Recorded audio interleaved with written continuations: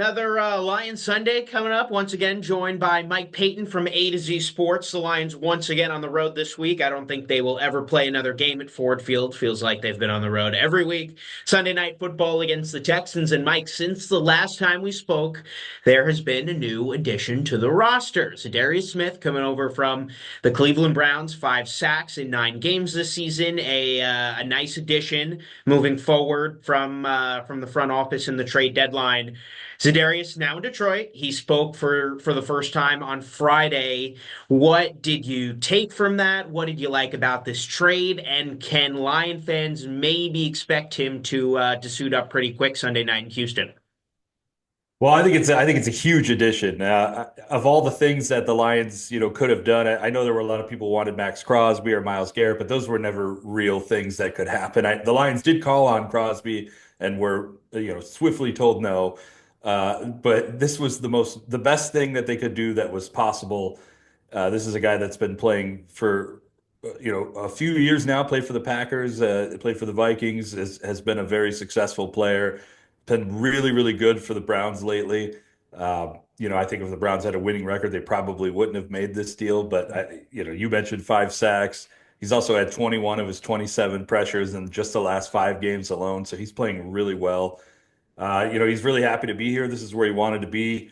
He kind of spoiled that a few weeks ago, where he said he was really interested in playing in Detroit, so he could play against the Packers and the Vikings twice a year, and be a part of this culture that's here. And yeah, he put out a shaking my head tweet that kind of scared people on Tuesday morning, but he cleared that up, said it was taking too long. And that was the thing that he was, worried about. And he really wanted to be here. And now he is. And I think it's a great addition. And I think he fits just so very well.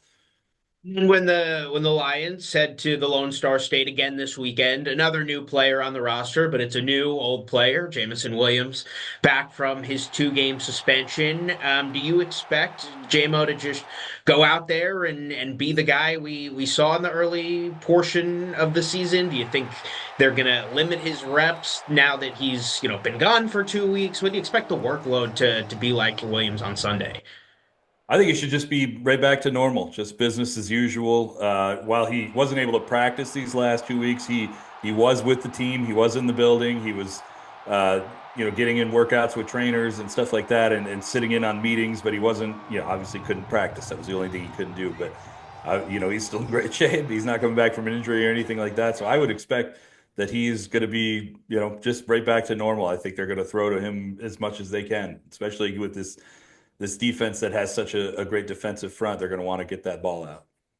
Yeah, before we move forward and talk about Sunday, just a quick recap from this past week. I mean, this was a game against the Packers last week that you and I were talking about, and you thought it would be a close game. I think a lot of people thought it would be a close game, but Kirby Joseph kind of added that separation before the end of the first half, and the Lions just cruised to victory. I mean, at this point, does anything surprise you with this team who through 8 games is the clear cut, best team in the NFC, possibly the best team in the league?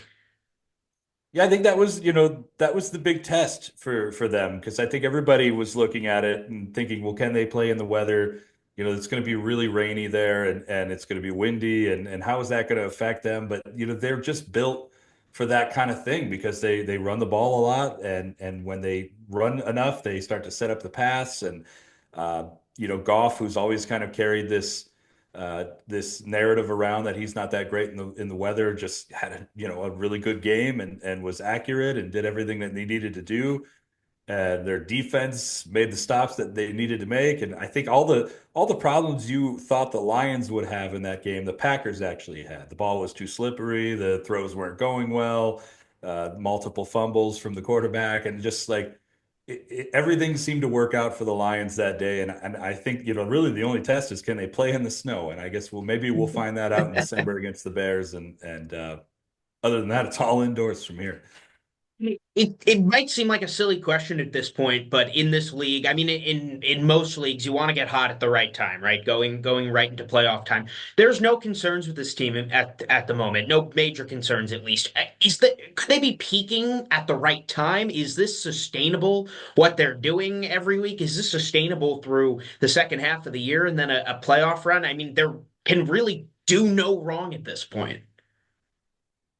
Yeah, I mean, I know that there are teams out there that peak at the wrong time, and it's kind of weird because it's almost like you expected the Lions to have like maybe two or three really good games in a row, but that's not happening. They're like having a bunch of good games in a row. So I don't see any, especially on their upcoming schedule. I don't really see any time where they just kind of fall down the hole a little bit, fall into the well, and everything goes away. I think they're going to remain this team for the rest of the year, pending that everyone stays healthy and they continue to run that ball, man. I mean, that's really the big thing. No one can stop these two guys, and when these two guys get going, their pass attack just gets so much better, and they're able to defensively, even without Aiden Hutchinson, who, by the way, hasn't played since week 6 and is still third in the league in pressures right now, which is just insane.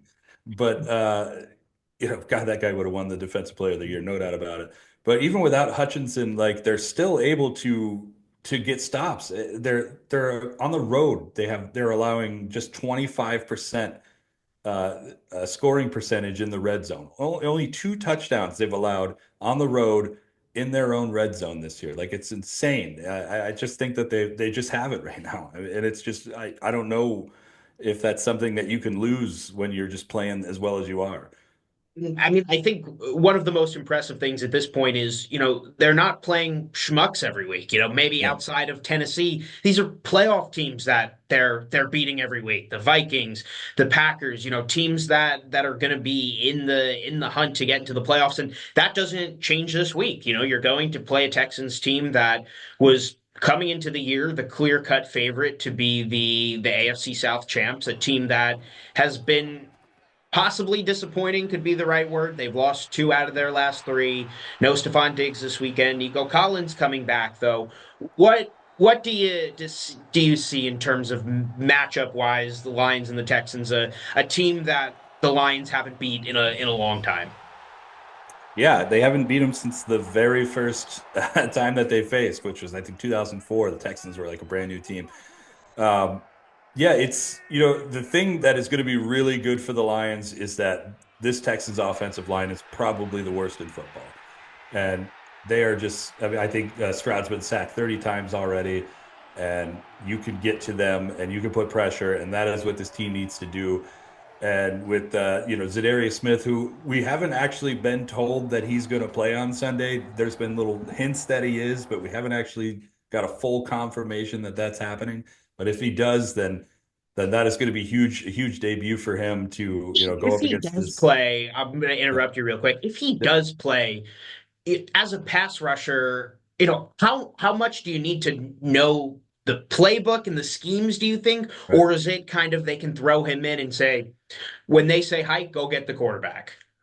Well, yeah, I mean that's the thing. It's really not that deep of a a thing like you're saying. And Campbell just a few weeks ago when asked, if they were looking for somebody that they could trade for that they would be able to put right in without having to go through the rigmarole of learning the playbook and all that. Like this is what he said they were looking for. So, and Smith is that guy, 32 years old. I mean, he's seen everything that you could possibly see in the NFL. I think he's ready to go. They just throw him right in. There is the whole thing where he hasn't had a bye week because the Browns are going on their bye week this week. Hmm. And obviously he just got traded. So it's whether or not they do that. They did give him a couple extra days before he had to report to practice, which was he reported today on Friday. Um, we'll see what they go with. I wouldn't be surprised if they held him out, but at the same time, I really do think they are going to put him in this game. And if he is, attacking this offensive line is going to be huge for them. And they get Josh Pascal back as well, plus that interior defensive line with Reeder and McNeil, who had 7 pressures last week. Really good game for him. I think that they can get some pressure on this unit for sure. With the rest of the defense and the secondary, Texans getting Collins back, and then we know what Stroud can do with his arm, as well as with his legs. What do you see matchup wise there, and what challenges do the Texans provide through the air? Yeah, I mean, this is a guy that he's a smart player, and he's picked up the NFL like really quick, which a lot of rookies don't do, and I think you see that this year. Caleb Williams, number one overall pick, hasn't looked that great. Jaden Daniels has number two. Maybe there's something about the number two pick. I don't know. That's what Stroud was too. But uh, I think that yeah, he definitely has that mobility, and it's really all going to come down to can the secondary uh, cover things well, give the defensive line some time to, maybe get some coverage sacks or something like that. But I really think that what you got to do is keep him from running. You've got to keep him in that pocket, and if you can do that, that's going to help a lot. But he can throw that ball. And he doesn't have Diggs, and he doesn't have Nico Collins, but he still has Tank Dell, and he still has some guys over there that can do some things if you get the ball to him. So it's really gonna be all about keeping that guy in the pocket. And then, a Texans team that you thought their strength would be the offense coming into the year. It's actually been the opposite. It's been the defense. But at this point, who can stop this Lions offense? It feels like, it doesn't matter, the Vikings, the Packers, all these teams that have had, good defensive teams just haven't been able to stop them.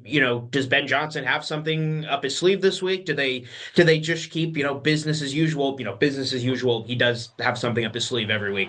But what do you expect out of the offense this week? Yeah, I think there's going to be. This is a really good defensive line with Daniil Hunter and Danico Autry and Will Anderson if he plays, which kind of seems like he will. Like they're getting in on basically everybody. So I think that you can expect some trouble for the Lions offensive line, even though it's the best in the league. I think there's a chance maybe that Goff will get sacked once or twice, but other than that, it's really like you said, it's just really hard to understand what this offense is doing all the time because they're always doing something different. They're always have something up their sleeve, and I think you're going to see them, just go out there try to run that ball more. And if I were the Texans, I would try to take that run away. Obviously, make them more one-dimensional. But I just don't know if there's a team that can do that right now. And it seems cocky because we all love the Lions, and here we are saying this, but like it's just they're kind of a juggernaut at the moment. And speaking of the juggernaut offense, something we haven't talked about too much this year, but was a bit of a headline, in the last couple weeks was Ben Johnson and maybe his interest in the Bears job this previous offseason. Maybe that's a job that's open this coming offseason. Is it fair to expect at this point that he's gone after this season? Fans thought maybe he was gone after what they did last year. Aaron Glenn could very well go too, but Johnson seems like the guy that it would be really surprising if he was back next year. No, I think Aaron Glenn is gone. I think Ben Johnson stays. Uh, Interesting. Okay. yeah, no, um, I think that right now being a head coach in this league is really hard. A new head coach, it's Mhm. really hard because you're going into a world where teams are expecting you to win immediately and to have everything go perfect as fast as possible. And when that doesn't happen, a lot of these guys are getting fired after 2, 3 years. And you find yourself in a situation where now you have to earn your way back up that ladder, and a lot of guys don't. And I feel like if I were Ben Johnson, I'm really good at what I do right now. And I've got a great situation where I can call plays, which is what I love to do the most. I get paid very well. And Mhm. at the end of the day, I can go home to my kids and not be nearly as stressed as I would be if I were a head coach. And I think they love the area because they've been here for so long now. Um, I just really think that I really think he's going to stay because I just think he wants to be an offensive coordinator. And I could be wrong, and there's a good chance that I will, but that is just how I feel about the situation. And there's some guys that just like that. Steve Spagnuolo from the Chiefs Mhm. could have been a head coach years ago. He just loves to be a defensive coordinator. I just think Ben Johnson is that same way, and it's just a great gig. I don't know why anybody would want to leave it.